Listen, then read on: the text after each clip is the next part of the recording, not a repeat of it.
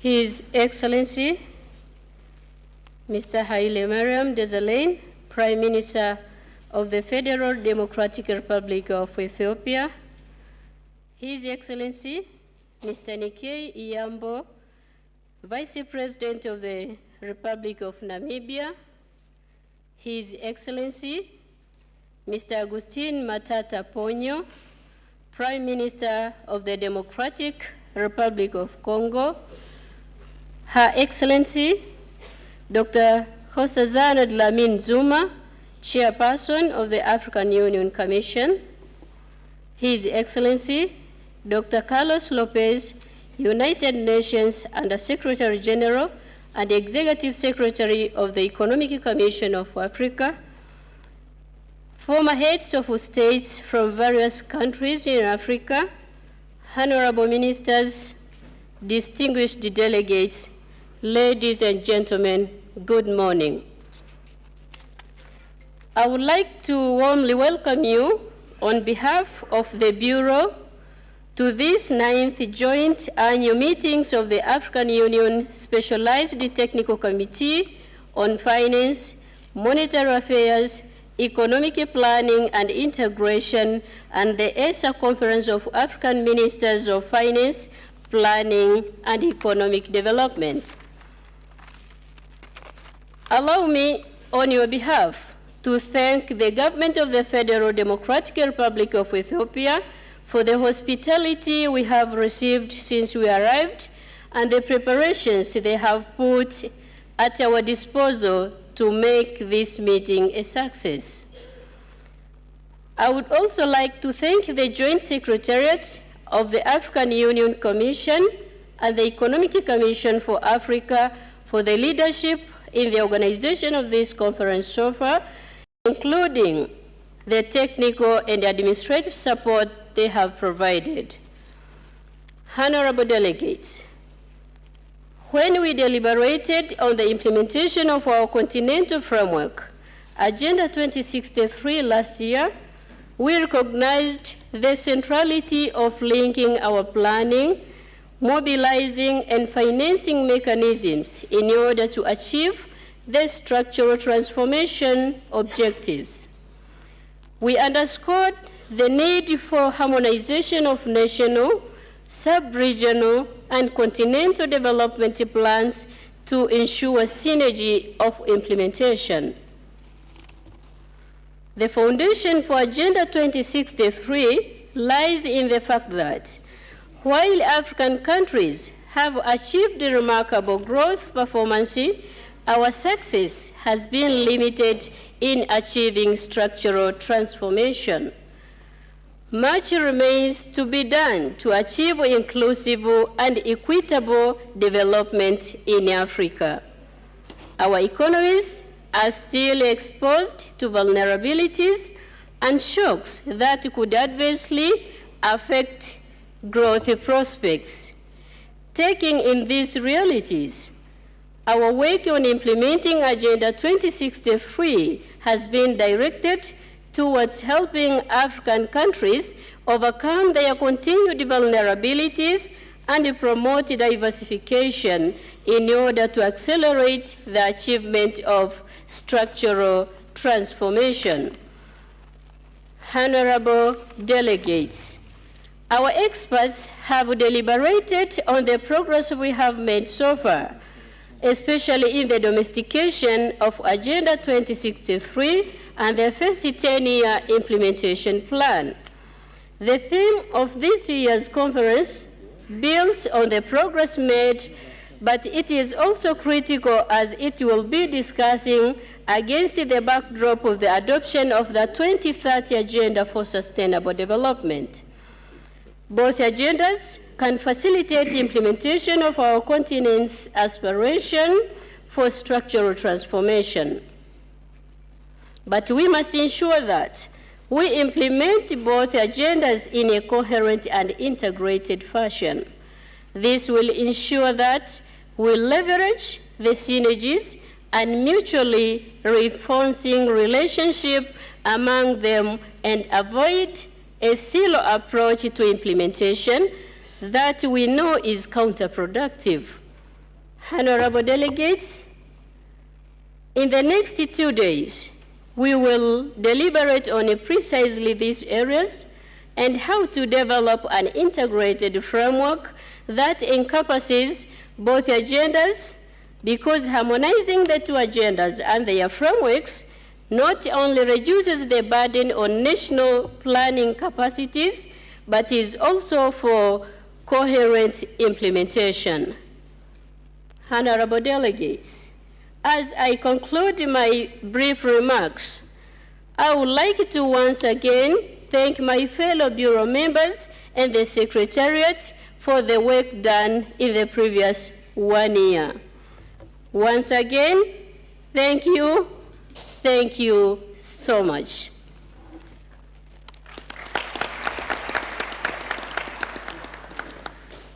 Honorable delegates, after these welcoming remarks, I would like to introduce the moderator for our meeting today, Ms. Zainab Badawi, Chair of the Royal African Society. Ms. Badawi, you have the floor, please.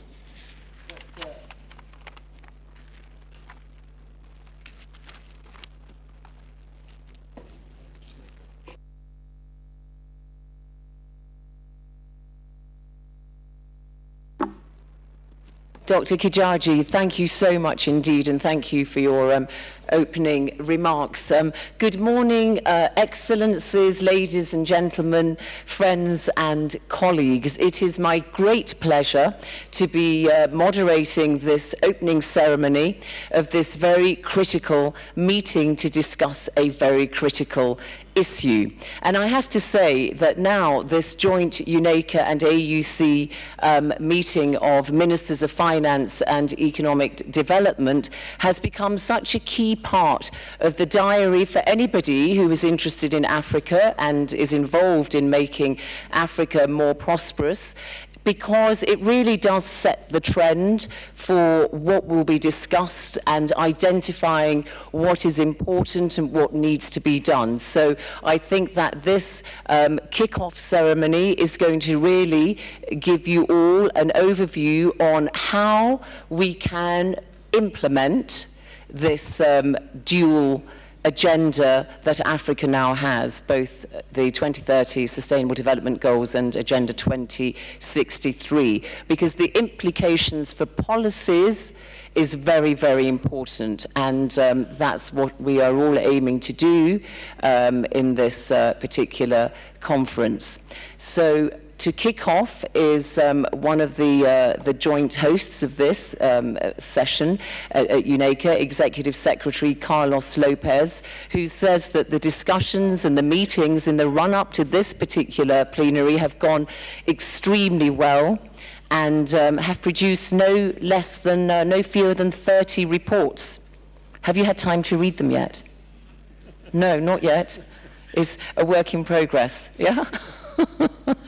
So, Dr. Lopez, if you could give us your perspective, please, on this very important issue. Thank you. Good morning. Thank you, Zainab, with your usual flair for what is really important. I would like to recognize Prime Minister Hailemariam Desalegn, Prime Minister of the Federal Republic, Democratic Republic of Ethiopia, our gracious host, and really thank him for finding the time to be with us, given his multiple occupations, but he has been very loyal to this meeting. And through him, I would like to recognize the presence of 10 former presidents that have been having their own forum parallel to our meetings, led by President Chissano, and I'm very pleased that they also found the time to come here and attend this opening ceremony. So I would like to ask for a round of applause for their presence.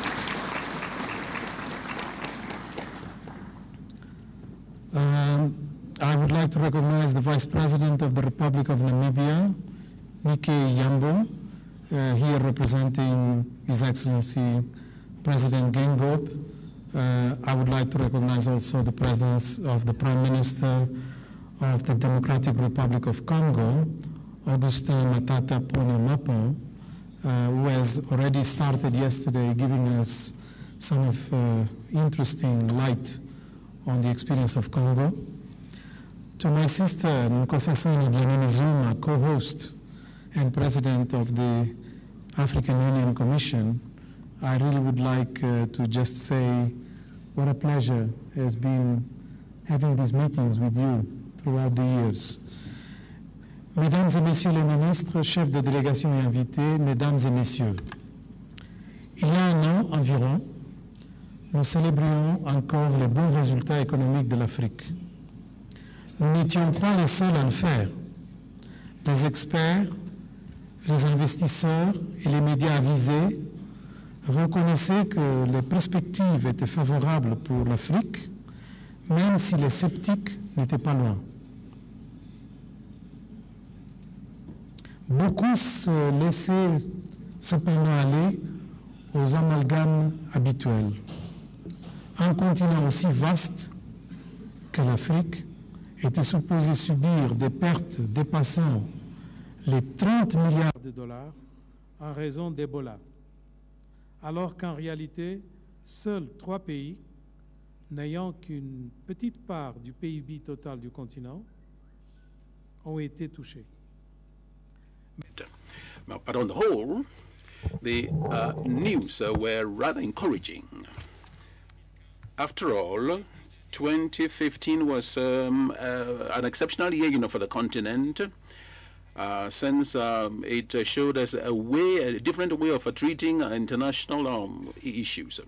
The Africa showed us it was a pioneer in the discussions concerning the new world objectives and the illicit financial flows, mobilization of domestic resources, the revision of data, evaluation of demographic changes, or even the return to industrialization policies. Oh, how fast can things change in a year? Even the threat of Ebola has been mitigated, which were most likely and has been going on as at present. I think we need to understand, the current, stakes. Ladies and gentlemen, with your permission, let me deal, with a major issue, that is the sharper decline of commodities with considerable negative impact on African countries. In 2015, the developing countries in the whole world recorded the lowest growth rate since 2009, that is 4.3%. This sharper decline in growth is explained particularly by the slowdown in economic activities in China, the recession affecting the major emerging economies like China and Brazil, as well as the low commodity prices. This particularly leads to a decline in export earnings and budgetary imbalances and deficit current accounts in many African countries. In 2015, Africa recorded the largest deficit in the balance of current payments over the last 10 years. In 2015, still, 42 of the 46 commodities monitored, by the World Bank were traded at the lowest prices, since the beginning of the 80s. Since they depend on imports as well as the exports of commodities and of natural commodities, and with a limited number of buyers, African countries are quite vulnerable to price volatilities and commercial trade shocks. The repercussions of these shocks are worsened by the domestic financial systems and the poor quality of institutions in Africa. However, the current volatility of prices of most commodities, with the exception of petroleum, is rather unusual when we compare them with the current historical trends. most African countries are net importers of commodities and should derive benefit from the decline in prices. It is difficult to forecast for a long time the current world prices. The situation is undoubtedly very situation, very difficult, but it gives us solid reasons, to change, courses of African activities in the resources and the commodities. Increasingly, it is difficult to say that the increase in the purchasing power of, consumers as a result of, the low commodity prices will be able to increase growth in the export of these products or commodities. Mesdames et messieurs, en 2016, avec un prix du baril s'élevant à 30,8 $ en moyenne, le manque à gagner sur l'excédent commercial de l'Afrique s'élèvera à 47,1 milliards de dollars par rapport à 2015. Cet écart se situe à environ 8% de la valeur totale des exportations de l'Afrique si on établit une comparaison. While considerable, this is unlikely to change the development trajectory for the entire continent. The fall in oil prices is more likely to have large adverse impacts on the few African countries whose economy depends on oil exports. However, governments can seize the opportunity offered by lower oil prices to scrap wasteful oil subsidies. IMF research shows that more than 40% of fuel price subsidies in developing countries accrue to the richest 20% of the households, while only 7% of the benefits go to the poorest, 20%. The volatility of most commodities, excluding oil, has been high, but contrary to general belief, not far above historical trends. Uranium, gold, coffee, cocoa, or orange juice exported from Africa are actually right now experiencing record prices. The case for headline 1, commodity prices volatility, depends on whether we want to look into the full picture or fall into the easy perception of negativism about Africa. I could pick many other headlines. For instance, debt in Africa is soaring, entering the danger zone. Actually, Africa's total foreign debt has been higher than 30% of GDP since 2010, and it was projected to have risen to 37% by the end of last year. However, net foreign debt as a share of GDP, net foreign debt, is only 1%, having been negative since 2006 because of Africa's international reserves. This debt level is also comparable to other developing countries and is well below that of advanced economies, of course. For example, the total debt for OECD countries was nearly 80% of their GDP in 2008 and was expected to grow to 111% in 2015. What is important here is to look into the increase. The champion of that is Japan, with a debt-GDP ratio of 230%, only 200 more than Africa. Sovereign debt is driven by advanced and powerful economies, asynchronous monetary policies. There is no coherent mechanism to govern any future sovereign debt crisis. Creditor-specific mechanisms used to facilitate past debt restructuring, like we benefited in Africa, are no longer available. Although a sovereign debt restructuring mechanism was proposed by the IMF more than a decade ago, there is still no international agreement on the topic to date. There is a general consensus that the existing rules are too creditor-friendly and may not be able to respond to the way forward. But the biggest undercurrent of the debt debate should be the pervasive effects of the so-called quantitative easing that have created easy credit for debilitated economies of developed countries that have contracted 54% since the beginning of the financial crisis in 2008-2009. Obviously, something has to give, and in this case, it is the increase in the cost of borrowing for the poor ones like us. In fact, there is a need for flexibility in placing debt ceilings and assessing debt. African countries should not be over-constrained and unduly deprived.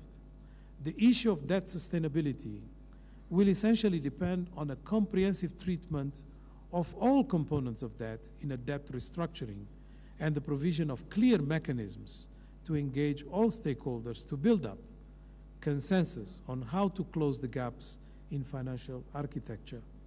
This is going to be difficult for rich countries to accept. Neither monetary policy nor the financial sector is doing what it's supposed to do.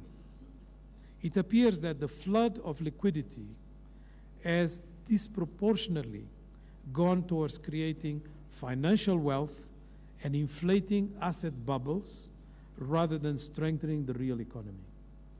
Despite sharp declines in equity prices worldwide, market capitalization as a share of world GDP remains high. The risk of another financial crisis is around the corner and cannot be ignored. This will not be the making of Africa. Ladies and gentlemen, we have a huge number of publications being launched during this week. We assess trade relationships with innovation, the investment treaties reality, a blue economy comprehensive handbook, a macroeconomic alternative framework for Africa, the progress made in West Africa integration, the regional integration index, a governance report centered on corruption, an African demographic profile, and the landmark new country profiles that will be over time covering each African country. The migration issue, not to mention the two twin reports on transformative industrialization and greening industrialization in Africa. It is a genuine effort to shift our mindset to transformative policies. We contribute to knowledge generation that is African-centered and do not apologize for it. Time has come to accelerate the speed of structural transformation because of the headwinds, not despite them. That requires knowledge. Is the current Africa growth to our liking? Of course not. African current growth has not generated sufficient jobs and has not been inclusive enough to significantly curb poverty. It has been driven for a third by commodities, which price boom is what I just listed, and government-related spending. Fluctuations in commodity prices has made such growth vulnerable. This reminds us of the imperative to structurally transform that in our case focuses on the potential offered by industrialization. Be it through the expansion of commodity value chains, be it through the positioning for agribusiness to act as the pull factor for agricultural to get out of the doldrums, be it through the capacity to attract low-value manufacturing production facing rising labor costs in Asia. This is not out of reach. Structural transformation has been experienced for real by many countries in different regions of the world, but will not happen spontaneously. Rather, it will happen as a result of deliberate and coherent policies that are entrenched into a coherent development strategy enlightened by transformational leadership. I thank you.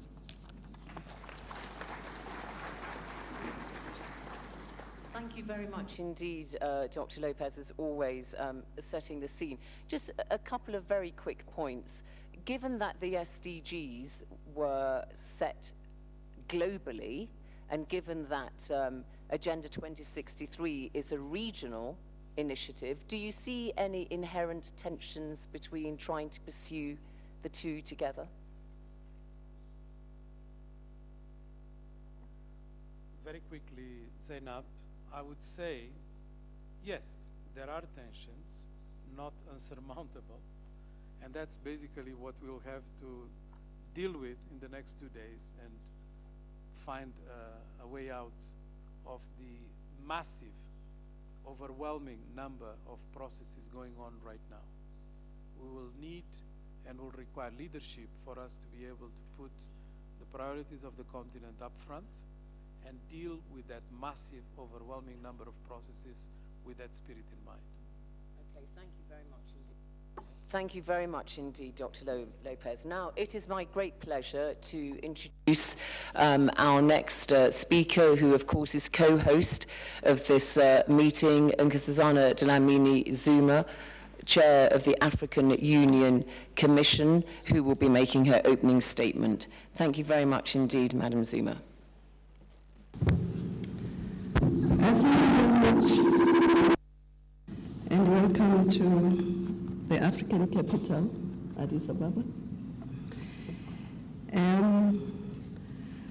I'd like to just greet the outgoing chair of the Bureau of the Ministers of Finance and Economic Planning and Monetary Affairs, and then greet the head of government of the capital of Africa, the Prime Minister of the Federal Democratic Republic of Ethiopia, Mr. Haile Mariam Desalegn, and of course the Vice President of Namibia and the Prime Minister of the DRC, and my brother, Carlos, and Excellencies, Ministers of Finance, Economic Planning, Monetary Affairs, and Integration. And let me not forget to greet the Africa Forum of former heads of state and government, chaired by the former president of Mozambique, President Joaquim Chissano, the commissioners of the AU, honorable central bank governors, excellencies, representatives of UN agencies, diplomatic corps, international agencies, officials from our capitals, distinguished panelists, ladies and gentlemen. Again, a very warm welcome to Addis Ababa for this critical gathering of the joint AU-UNECA meeting of finance, monetary affairs, economic planning, and integration ministers. And we always appreciate the hospitality that is become legendary from the Ethiopian host. Excellencies, this critical meeting this year takes place in the context where we have concluded the adoption of Agenda 2063 and its first 10-year plan implementation, and the Sustainable Development Goals. And indeed, we have started domestication and implementation. Now, the Agenda 2063 and Sustainable Development Goals, in our assessment, has 90% convergence. And so we have to work how we're going to ensure that we work together, the monitoring, the evaluation mechanisms, because this is two agendas that are not mutually exclusive. And of course, Agenda 2063 is Africa-specific, and we must keep that in mind. This focus of this important forum therefore needs to remain unflinchingly on the task of economic transformation, how to foster rapid economic growth based on sustainable industrialization, diversification that creates jobs and enhances access to basic services for our citizens, reduces inequality, and eradicates poverty.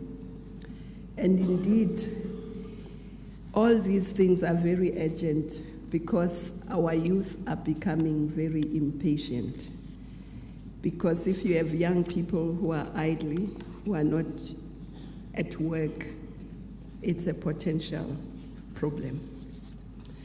At the same time, there are critical trends which we can either allow to derail the implementation of Agenda 2063 or strategize and act together so that we defend the gains of the last decade and accelerate economic transformation.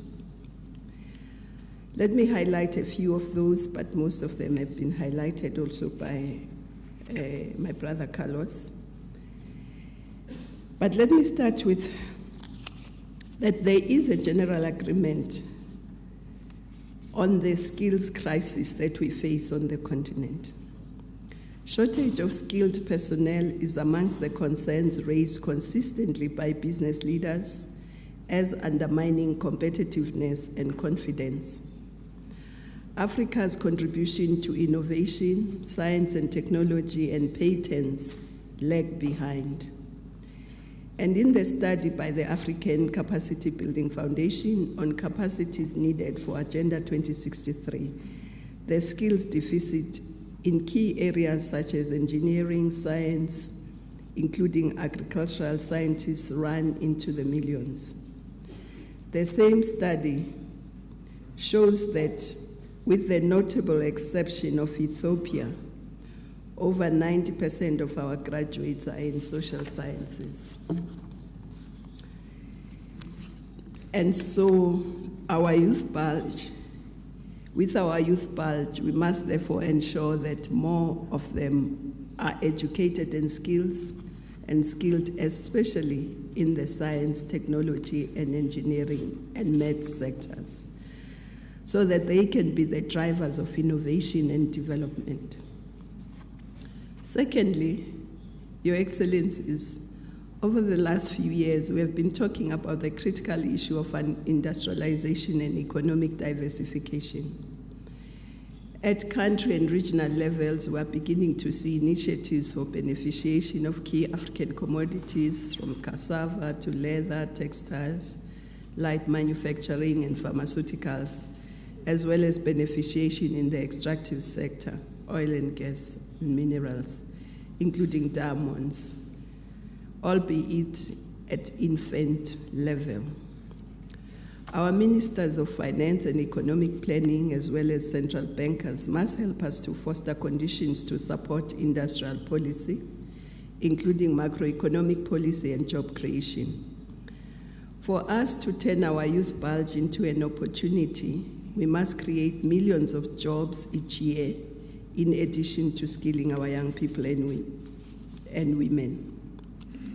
Excellencies, the Paris climate negotiations resulted in important global commitments to reduce emissions and move towards greener growth.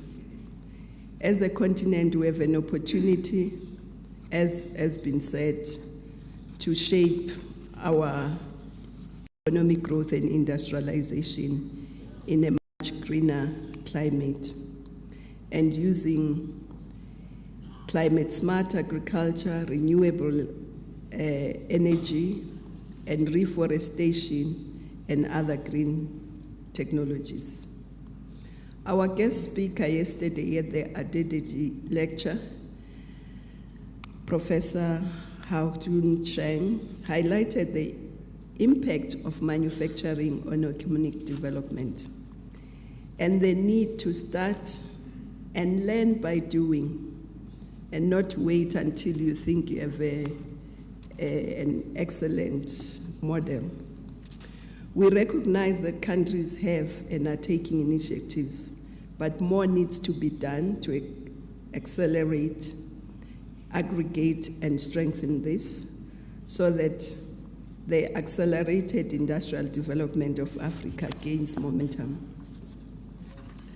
Furthermore, we cannot look at others to fund our industrialization because they are unlikely to do so.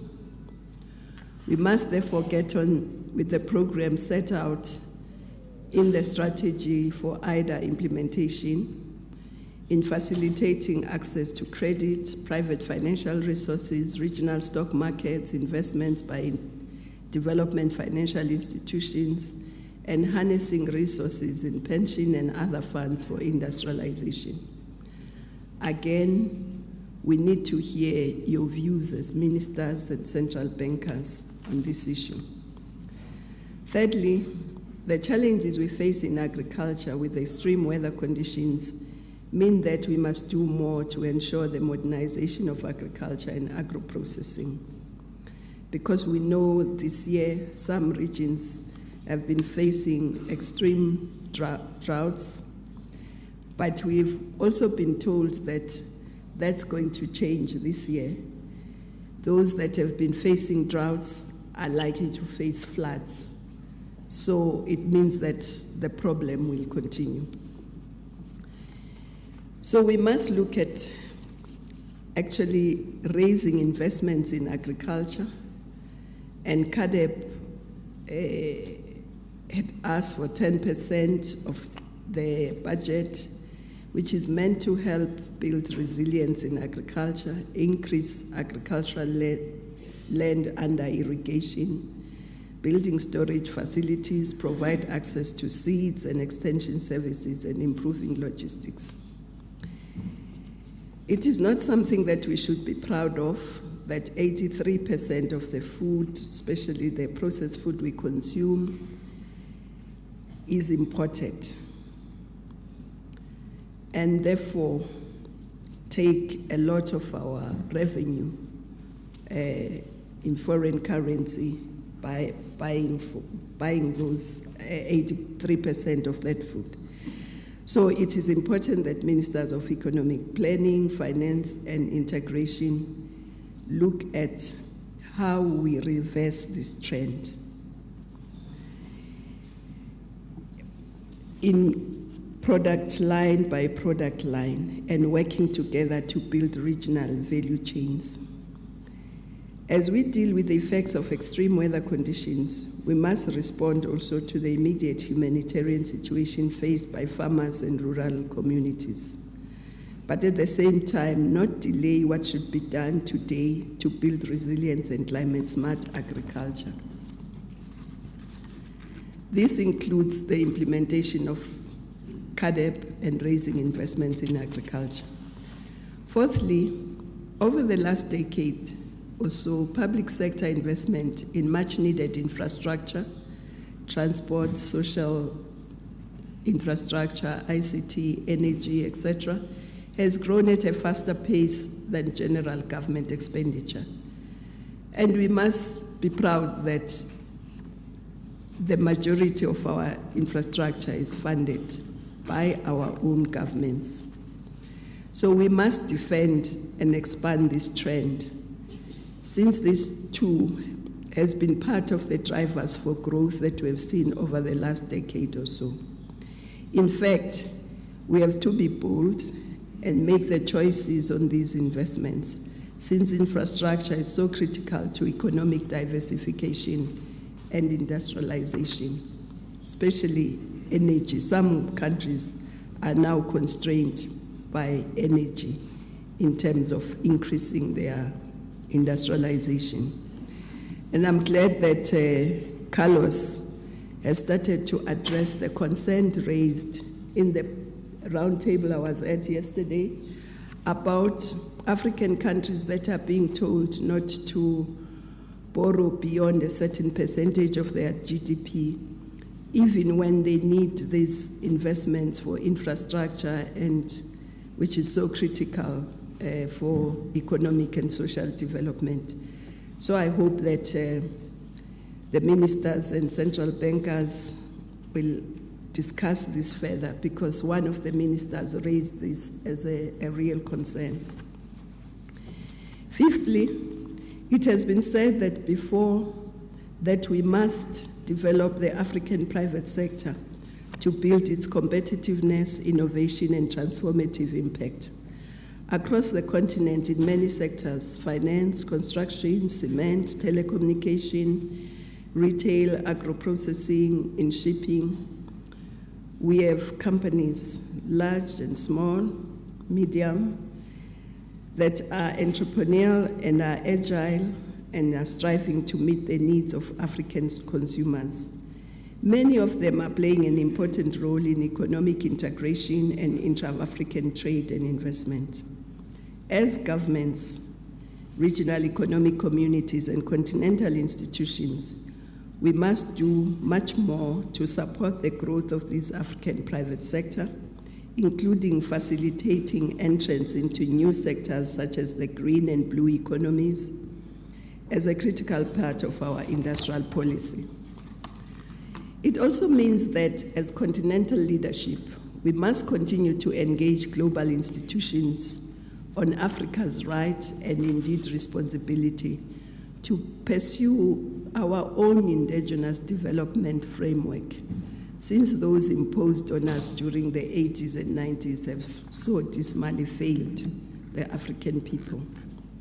Excellencies, ladies and gentlemen, critical to all the above is what we do at a country and regional level to ensure that we develop our people, build infrastructure, grow our economies, and develop people-centered institutions that put the interest of the African people first. In addition, as part of this drive, we must continue to push for integration. The reality is that the cost of non-integration is growing in the aviation, other transport sectors, in the energy sectors, and in building viable regional value chains, and in our skills deficit. As a continent, we are making progress. If we look at the advances by RECs such as EAC and ECOWAS on free movement of people and goods, all the RECs on their transport corridors, and in some of the regional customs unions, and intra-African trade and investment, intra-regional trade in intermediate and capital goods grew at about 11% annually between 1990 and 2013. The first negotiation meeting of the CFTA, the Continental Free Trade Agreement, set in Addis Ababa last month to develop its work program after the launch in 2015. The regional energy pools across the continent are increasingly playing a critical role to plan for them and to mobilize for investment in energy generation, transmission, including renewable energy. In the January summit of the AU, they adopted a decision that called on countries to introduce a 30-day visa on arrival for all citizens from African countries, so as to encourage intra-African trade, investments, and tourism.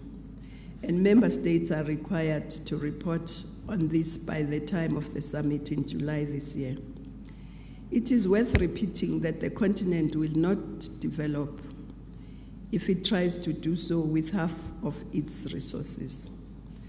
How public resources is spent between the genders, the economic empowerment of girls and women, and their involvement in the development of critical sectors such as agriculture, agro-processing, in manufacturing, in the extractive and trade, the maritime and green economy, not only as micro and subsistence level, but across the value chain, remains critical for ministers of finance, economic planning, integration to consider and keep in mind.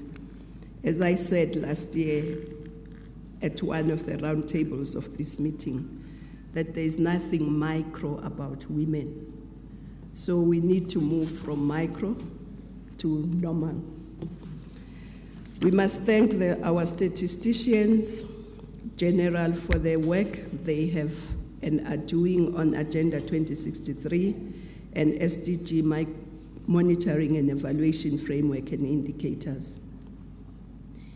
In addition to strengthening and working towards an Africa data revolution, this will help to ensure that we monitor progress and build collective accountability for the implementation of Agenda 2063.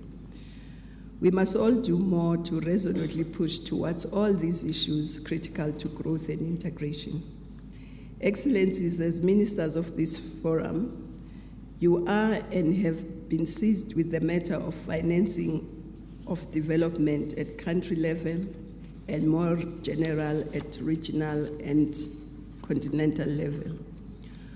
We agree that domestic resource mobilization is critical to sustain the speed on African development and financing of Agenda 2063, including improvements in revenue collection and expenditure, stemming illicit flows from the continent and ensuring that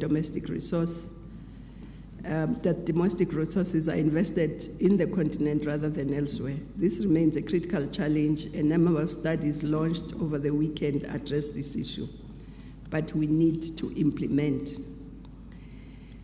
The example of the African Risk Capacity Agency and its interventions as a fairly young institution in capacity and funding to build resilience in managing drought is important.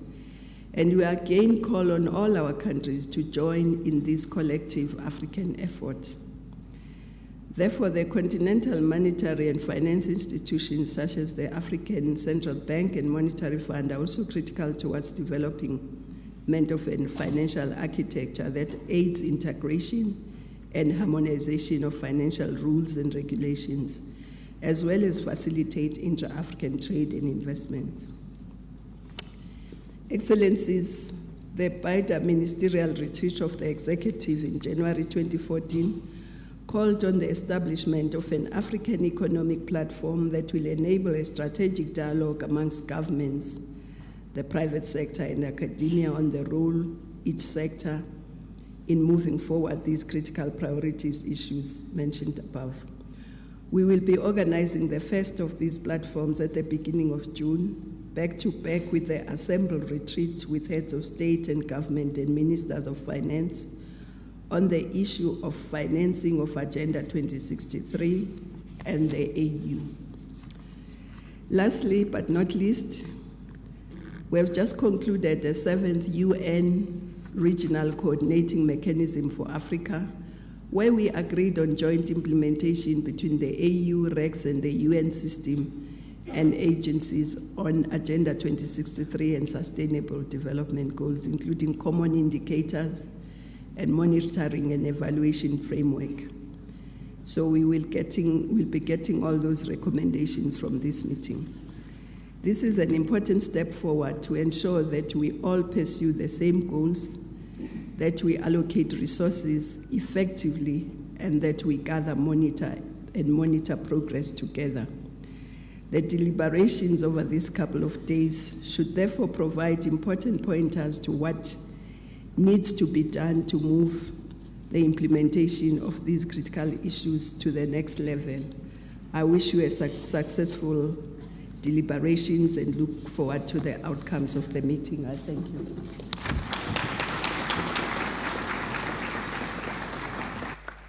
Thank you very much indeed, Dr. Dlamini Zuma, for that very effective overview, which is in part a rallying cry to everybody to galvanize and make this all happen.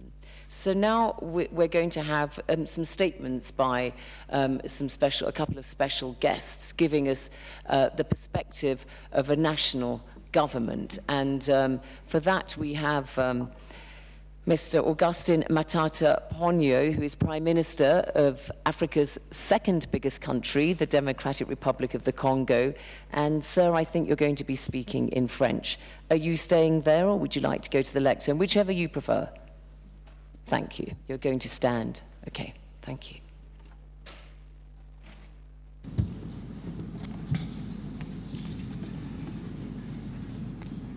Excellence, Monsieur le Vice-président de la République de Namibie,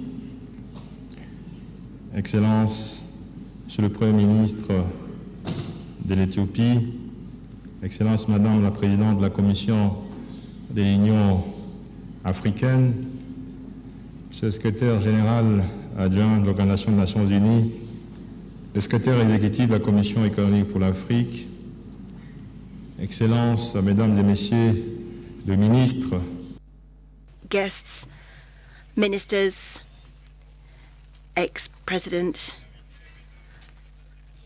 ladies and gentlemen, allow me first of all to express my gratitude to the Democratic Federal Republic of Ethiopia and to His Excellency, Mr. Haile Mariam Desalegn, Prime Minister, for his hospitality, the warm welcome that has been extended to me and to my delegation. I should also like to thank the ECA and its Executive Secretary, Mr. Carlos Lopez, for giving us this opportunity to be amongst you during this conference. It is both an honor and a privilege to take the floor here during this 9th joint annual meeting of the Economic Commission of Africa and the Commission of the African Union on this very important topic towards an integrated and consistent approach for the implementation, the follow-up and the evaluation of Agenda 2063 and the objectives, the Sustainable Development Objectives. This topic has come at the right time, at a point where the world has taken a turn in its perception of development, integrating both economic, social, as well as environmental dimensions within this concept. We are in Africa facing great changes. Africa is making structural transformations. Africa is resolved to move from a cash economy to a productive economy. As you know, an economy based on mining, on petrol and others is necessary, just as work and capital is. It depends fundamentally on random issues. And Mr. Lopez mentioned this. Random in the fact that it's based on the increase of costs of raw materials, which would allow us to increase public receipts, possibilities of investment to increase our reserves. However, with the current decrease in the rates for raw materials, the cash economy has shown its limits. But an economy based on production is the product of structural transformation. It depends on the efficiency of the combination of production factors, their productivity, training of human resources, the quality of institutions, and particularly their governance.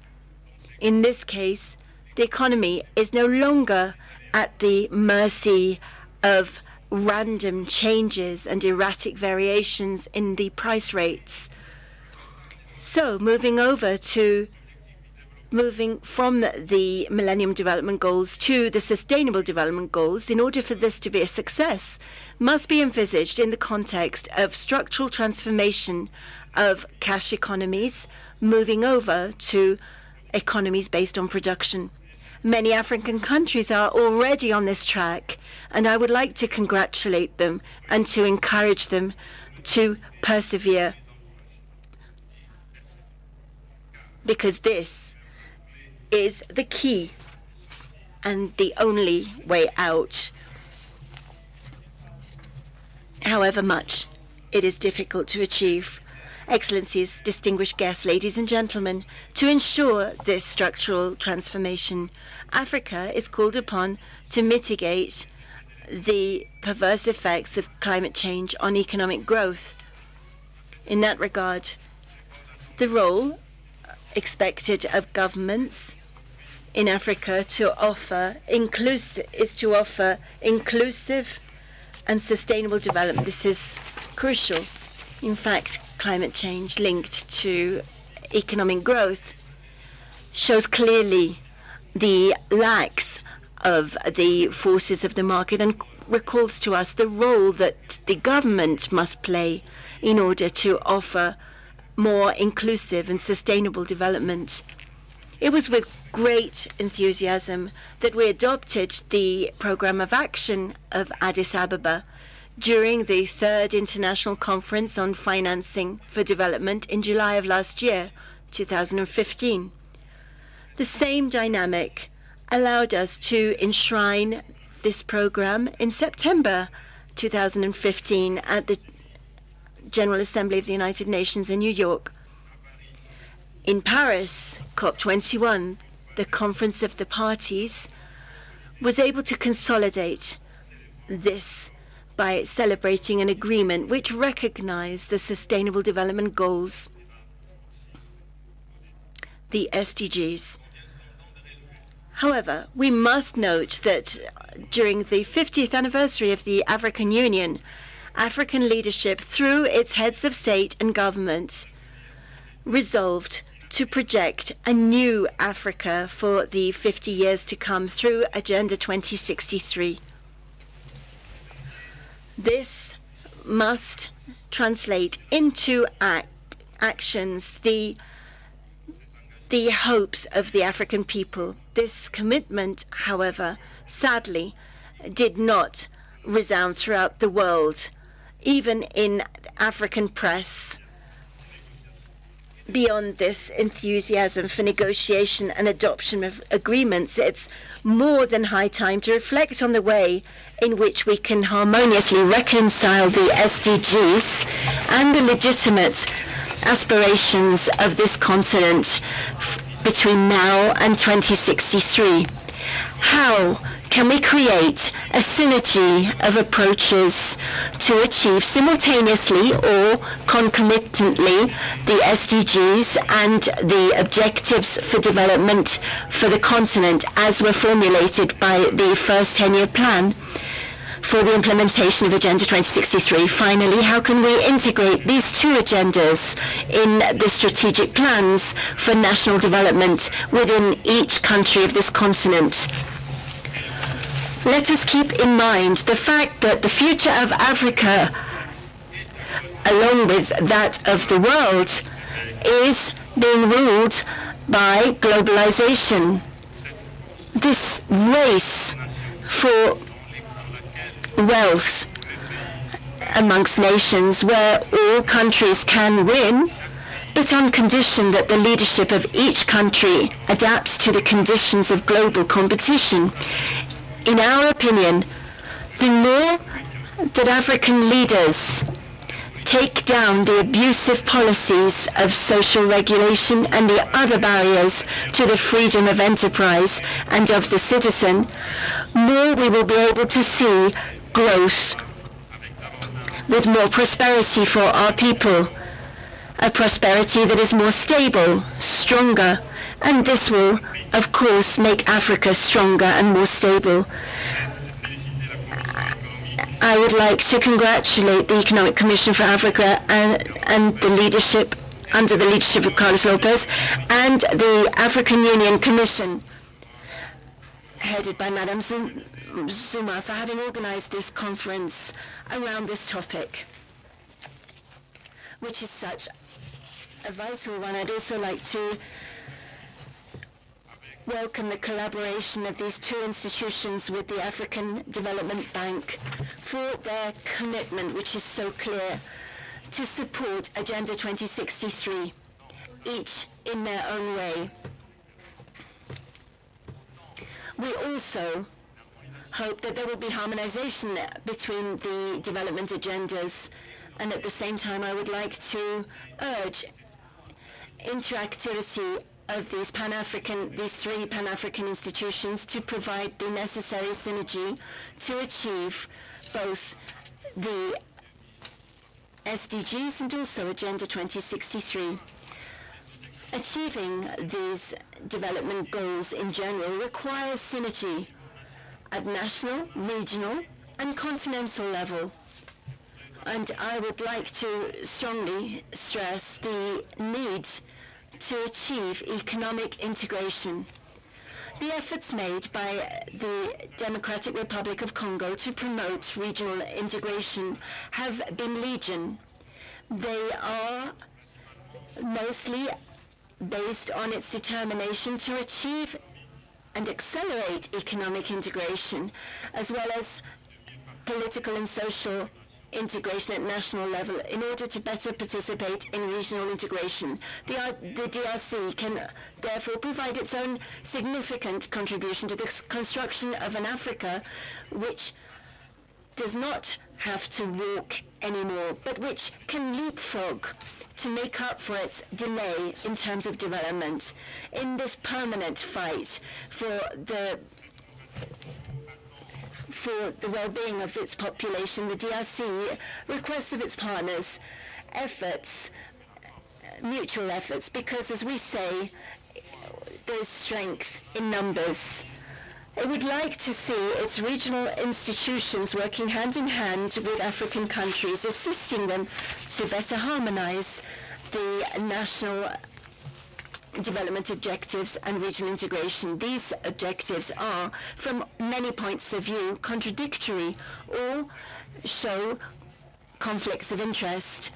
Excellency Vice President of the Republic of Namibia, Excellency Prime Minister of Ethiopia, Excellency Madam Chairperson of the Commission of the African Union, Executive Secretary of the UN Organization of the ECA, Excellencies, distinguished guests, ladies and gentlemen, the challenge around which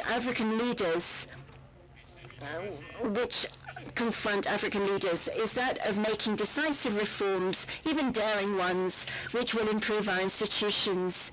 These reforms can be risky and sometimes are not understood and can cause hardship. However, they are indispensable, and this is what will save us. This meeting allows us once more an opportunity for our countries to look at such important issues which concern Africa at this point, where the quest for results in terms of development is one of the major concerns of our African leaders.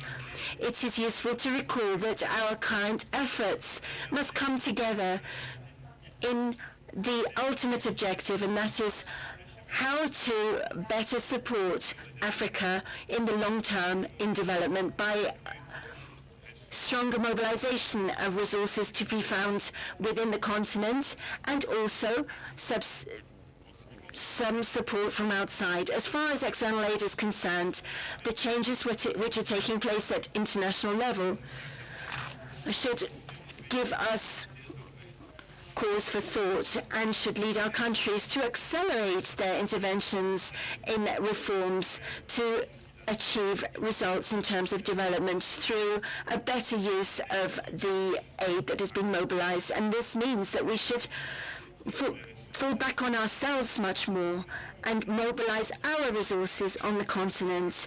In that regard, it is our historic duty to invest in the youth. As I said yesterday,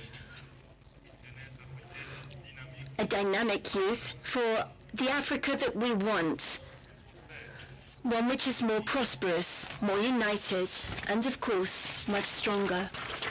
Allow me, ladies and gentlemen, distinguished guests, to end my statement by reaffirming that the fight for greater African integration cannot be won unless we have good governance and leadership in the right manner. These two imperatives should serve us as a compass that will light the way for the voyager on his journey, And it's that way that we will be able to future generations a happy Africa, one which is more attractive and shows more solidarity. Thank you for your attention. Thank you very much indeed. Merci infiniment, Monsieur le Premier ministre, pour nous avoir apporté la... Our next speaker is also going to bring his perspective. His Excellency Mr. Nicky Iambo, Vice President of the Republic of Namibia. If you would be so kind as to make your way to the lectern. Thank you.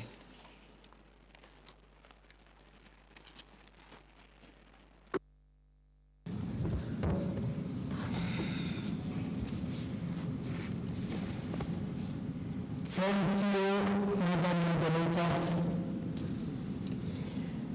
Your Excellency, Mr.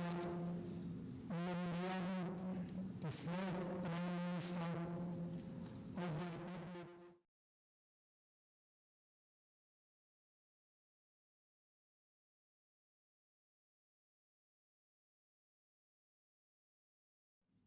Your Excellency, Executive Secretary of United Nations Economic Commission for Africa, Dr. Carlos Lopez, Your Excellency Chairperson of the African Union Commission, Dr. Kosisana Dlamini Zuma, distinguished honorable ministers responsible for finance, monetary affairs, and economic matters, distinguished guests,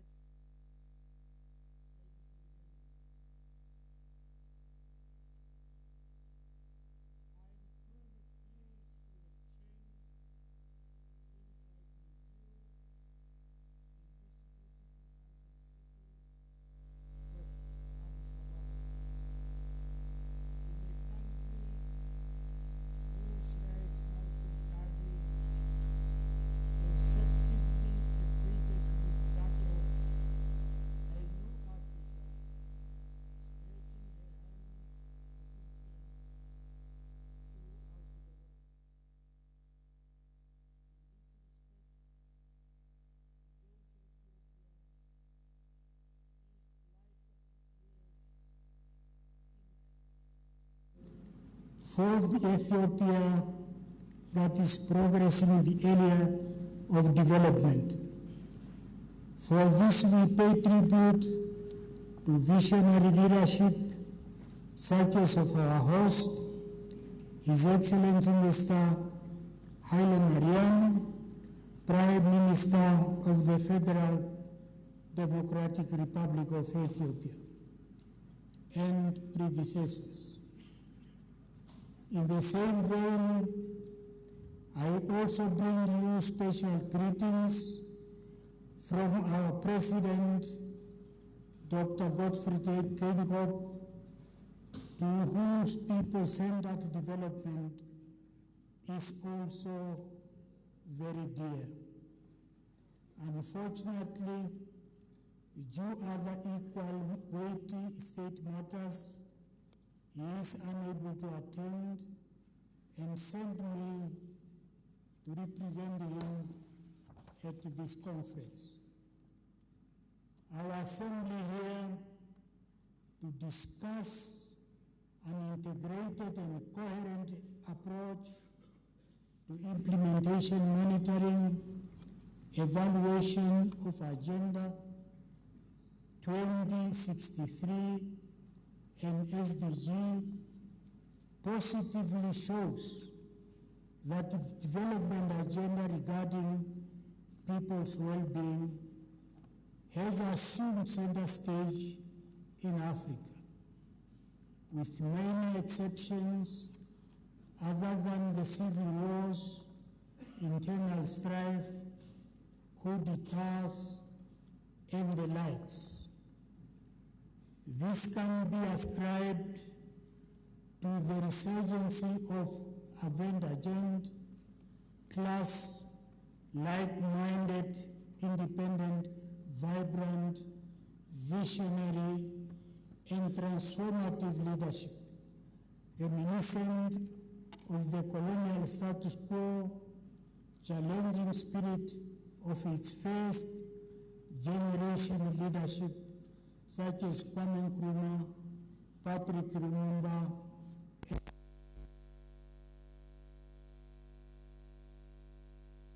and that the principal raison d'etre for African economic realms is to save the social realm. Undeniably today, such principled leadership is a prerequisite to foster a continent-wide united front against hunger, poverty, unemployment, climate change, disease, and so forth. Particularly considering that to achieve the SDG in Africa, the following estimated annual capital investment are required: 55 billion US dollars until 2030 to achieve universal electricity, and 50 to 100 billion by 2050 on climate change, 93 billion on infrastructure until 2020, 26 billion for universal education, again by 2020, and 31.5 billion minimum for health care.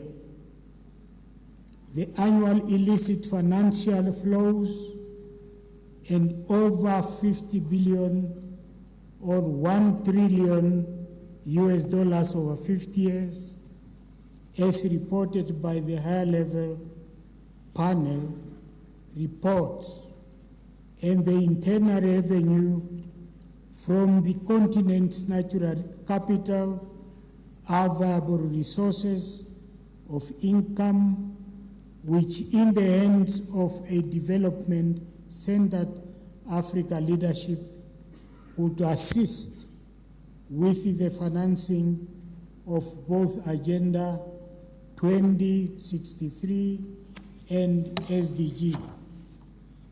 Ladies and gentlemen, as we muse on the appropriate implementation methodology of Agenda 2063 and SDG, I would like to share with you a proffering solution, lessons on the Namibian development approach.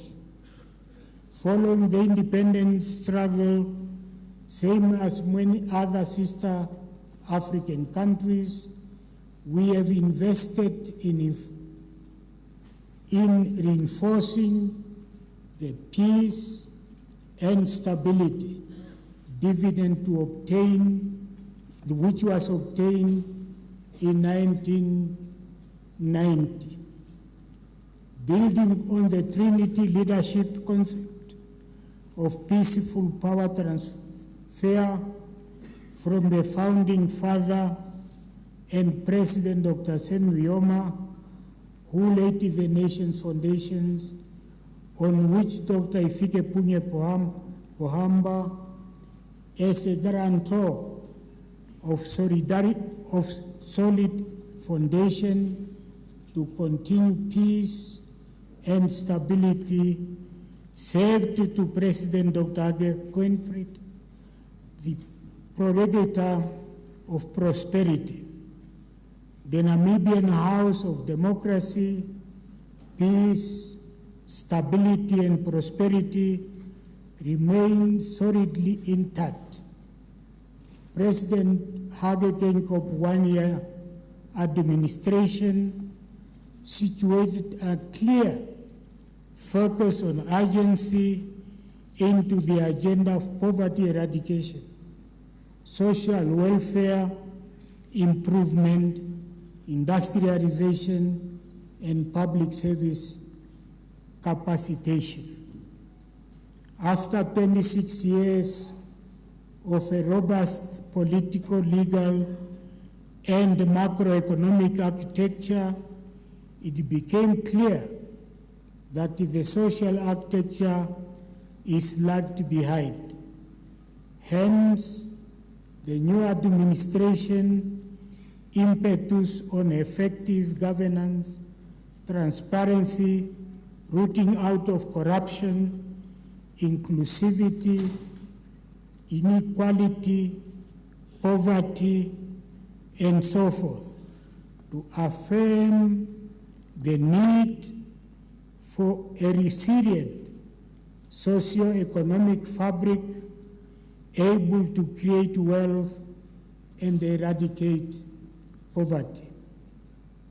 In this regard, President Kenkop and his executive team employ powerful, all-embracing, emotive metaphors, such as Namibian House, Harambe, no one must be left out, one Namibia, one nation, to help frame the citizenry lenses and integral co-workers in the nation-building project. Thus, fidelity to a common vision as opposed to tribal, regional, and religious cause in assuming vested primacy in our Namibian lives.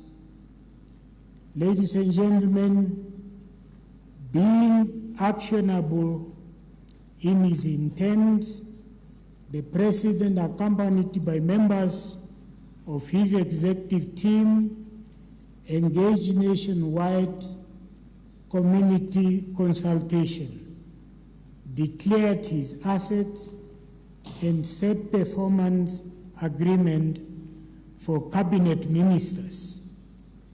In the process, cascading down leadership accountability in the civil service from permanent secretaries to a lower level civil servant. All this is done to ensure that Namibians, we must now take the torch in our own hands and develop our own country in the way we would like to have. This will be a targeted higher impact plan, cum implementation tool, of which Dr. Hage Kenkop is very soon going to launch, centered on social development, effective governance, and service delivery, economic development, and infrastructure development. In the African spirit of self-reliance, Namibia will first turn to its own internal resources and only afterwards to international partners for program funding. The monitoring and evaluation function established in the Office of the President will play an important role to gauge the synchronization and progress of HPP, Agenda 2063, and SDG with other relevant institutions.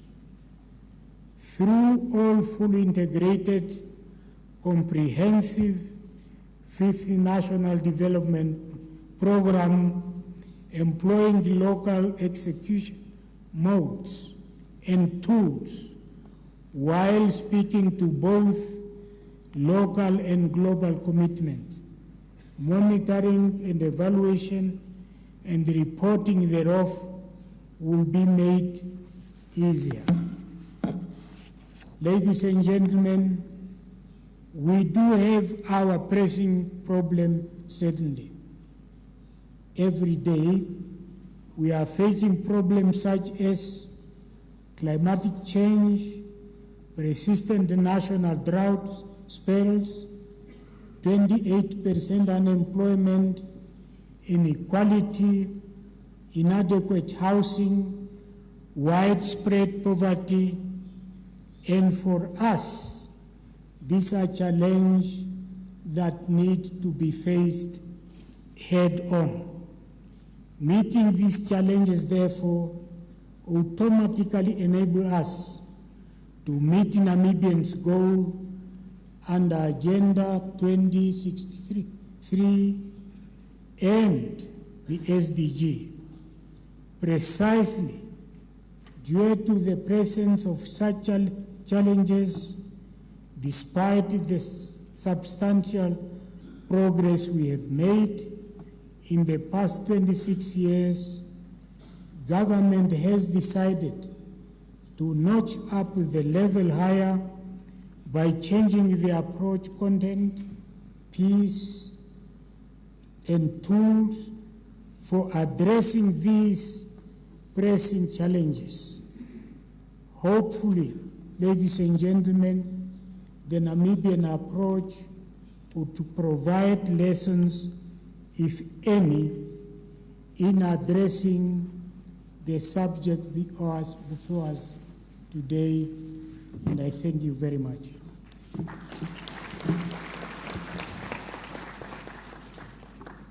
Thank you very much indeed, Mr. Vice President, for giving us the account there of Namibia's experience and your hope that the good that you have achieved may set some kind of pointer to other countries in Africa. Thank you.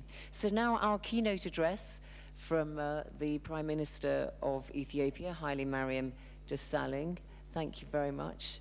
If you could come to the lectern, please. Thank you. As you know, Mr. Prime Minister, it's always a great pleasure for me to come to this country. I say it every year, but why not? Because I have Ethiopian blood, so I'm always happy to be amongst you all. Thank you. Thank you very much, Zainab, for the kind words. Excellencies, former heads of state and government, Excellency, Mr. Niki Yambo, Vice President of Namibia, Excellency, Mr. Augustin Matata, Prime Minister of the Democratic Republic of Congo, Your Excellency, Dr. Nkosazana Dlamini Zuma, our Chairperson of the African Union Commission, Dr. Carlos Lopez, the Executive Secretary of the United Nations Economic Commission for Africa, Dr. Ashta Kijaji, Chair of the outgoing Bureau, Excellencies, Ministers of Finance, Planning and Economic Development, Heads of Delegations, distinguished delegates, dear participants, ladies and gentlemen.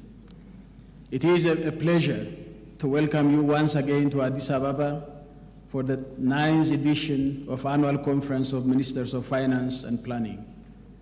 This forum has served as an important platform for discussion on Africa's development priorities and leveraging the visibility and global attention that such issues deserve. The year's discussions are of particular significance because they are occurring in the backdrop of a sluggish global recovery and a downturn in commodity prices, which threaten to derail the strong growth experienced by most African countries in the past decade and a half. To mention only a few, the price of a barrel of crude oil decreased from above 110 USD in 2014 to below 40 USD this year. On average, metal prices declined by 17% in 2015 and are expected to continue falling in 2016, mainly driven by the slowdown in China's construction sector. Agricultural commodities were not spared by this trend. On average, their price went also down 16% in 2015 from 2014. The lack of economic diversification and the high dependency on commodity exports exposes many of our economies to external shocks and vulnerabilities stemming from prices and demand volatility. In this context, pursuing industrialization and the structural transformation agenda is imperative to strengthen the fundamentals of our respective economies. Excellencies, it is against this backdrop of global events that we adopted the Africa Agenda 2063 and its 10 years implementation plan, the outcome of the third International Conference on Financing for Development, the 2030 Agenda for Sustainable Development, and the outcomes of the 21st Conference of the Parties Agreement in Paris. Collectively, the focus of these agendas on the inclusiveness and transformation constitutes a recipe for sustainable development if all parties fulfill their commitments. I recall that in 2012, when discussion on the post-2015 development agenda were evolving, we discussed the common African position on the post-2015 development agenda and provided guidance on the next steps. The fruits of our efforts were manifested by the adoption of the common African position by our heads of state and government during the AU summit in January 2014, and subsequently at the meeting of the high-level panel on the post-2015 development agenda in February of the same year. These concrete outcomes culminated in the positive results achieved during the international negotiation on the post-2015 development agenda, which yielded the 2030 Agenda for Sustainable Development, which was endorsed in September 2015 by the United Nations General Assembly.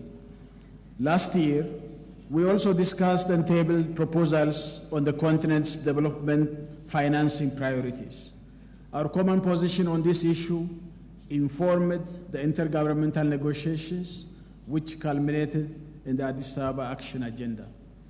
Distinguished guests, I'm sure few would disagree that the general consensus is that the 2030 Agenda for Sustainable Development, together with the outcome of the third International Conference on Financing for Development, largely encapsulate Africa's development priorities. But as a continent, our development priorities are not only exclusively global. There are regional as well as national dimensions to our development challenges and opportunities. Allow me to focus briefly on the regional dimension.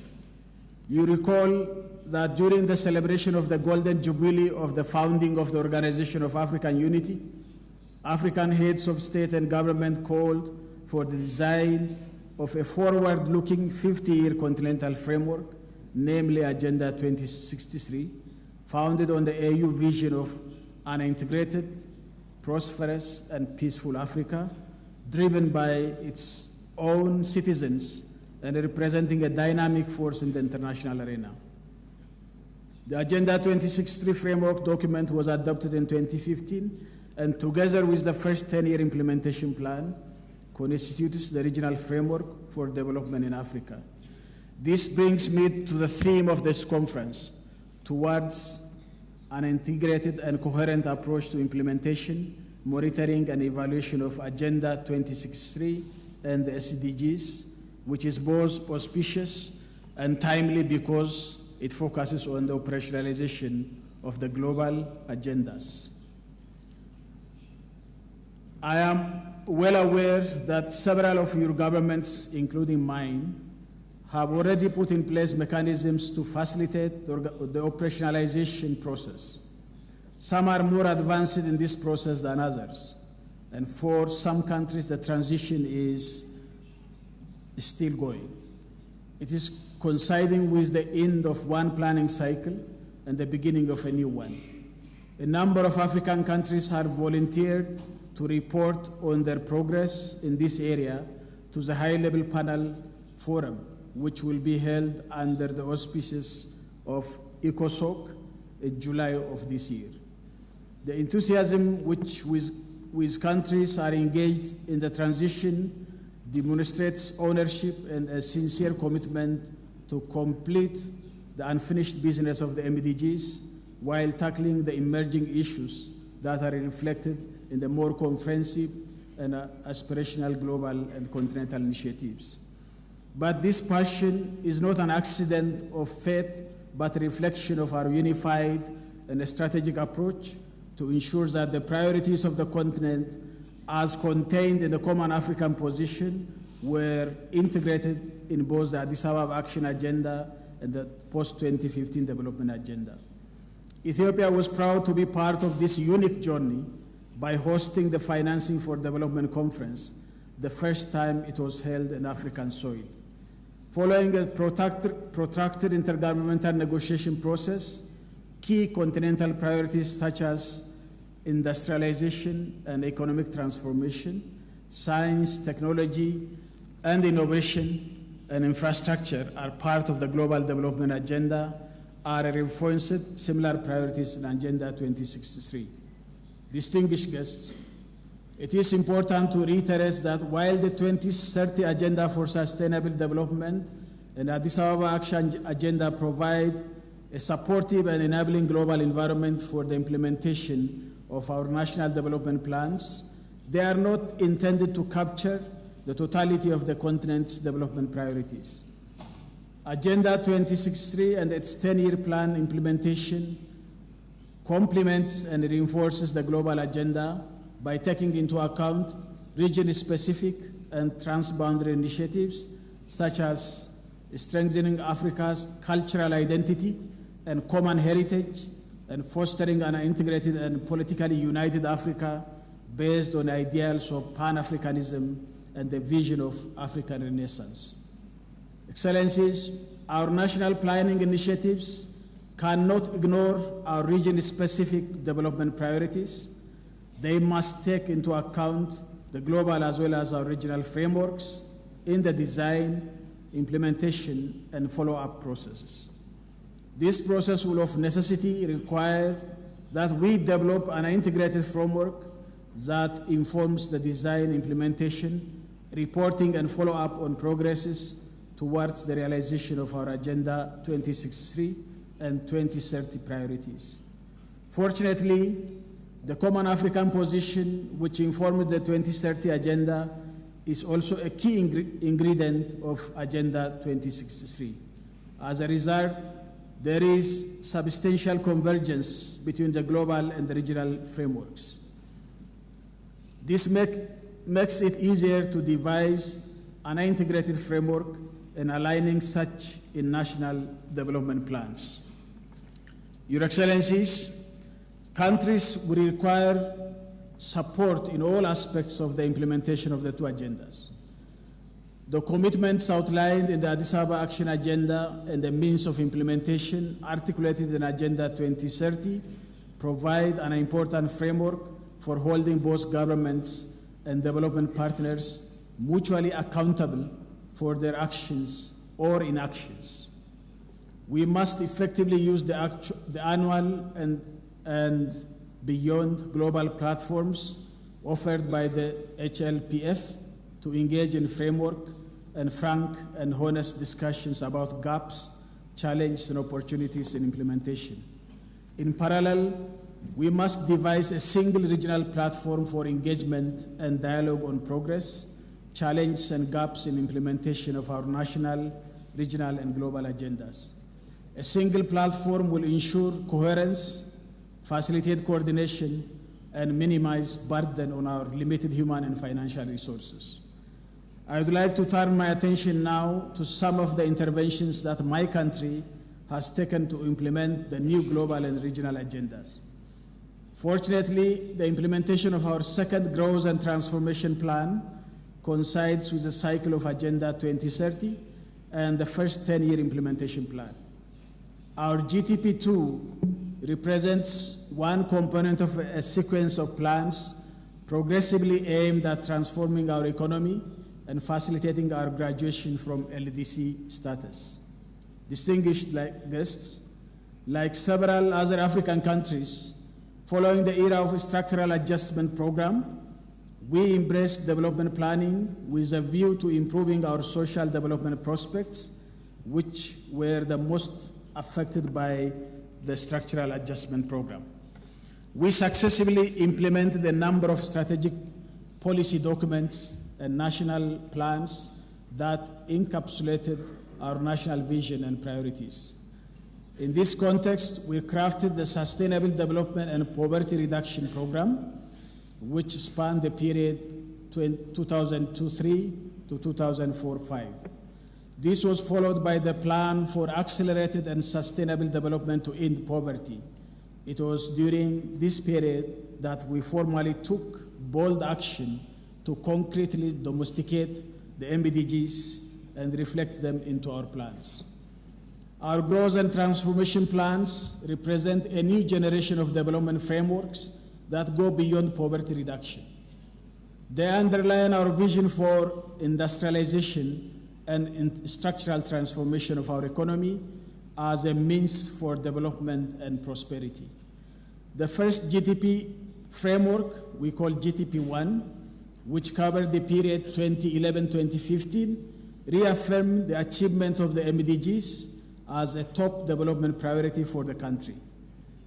During this period, we achieved double-digit growth rates and made significant strides in several MDGs, including poverty reduction, universal education, child health, combating HIV/AIDS, gender equality, maternal health, and environmental sustainability.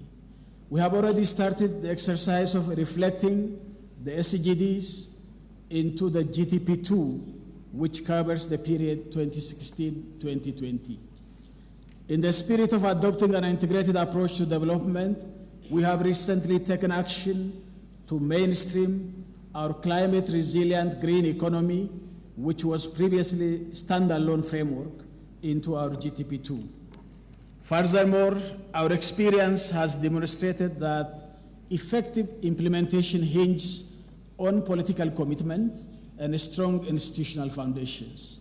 To this end, we have moved the long-term national planning function from the Ministry of Finance and Economic Development to the newly created National Planning Commission, led by a cabinet minister, which is placed under the direct leadership of the Prime Minister. We believe that this institutional arrangement will contribute to improving the implementation and follow-up of our top development priorities, including the SDGs and Agenda 2063 goals. This is because we are convinced that successful implementation hinges largely on the commitment and involvement of top leadership.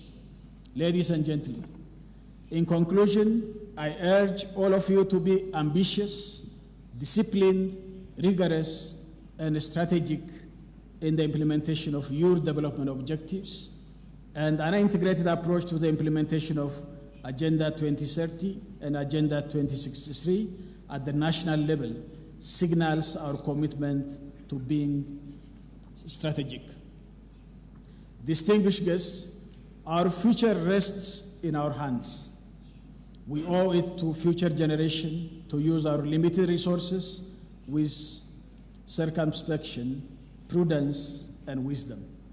I wish you very fruitful deliberations and a memorable stay in Ethiopia, Addis Ababa. I thank you for your kind attention. Thank you very much, Prime Minister. Thank you. Well, I think that concludes this opening plenary of this conference, and I think a very, very clear message from all our speakers is that when it comes to this whole issue, the objectives, the ambitions, and the goals are all quite clear. There's a great deal of unanimity, but the difficult part will be to try to coordinate policies at both the national, regional, and global level to really realize the ambitions that have been set out. Thank you to all our speakers. Thank you to all of you, especially the 10 former presidents who are here at the front. It's good to see so many of you reinforcing, I think, the importance of this joint ECA-AUC conference. Time for a short break, about 15 minutes maximum, please. And then if you would all be so kind as to reconvene, there's some voting of the election of the Bureau, and then we will have our next speakers for the next part of our deliberations. Thank you all so much. It's been my pleasure being with all of you. Goodbye.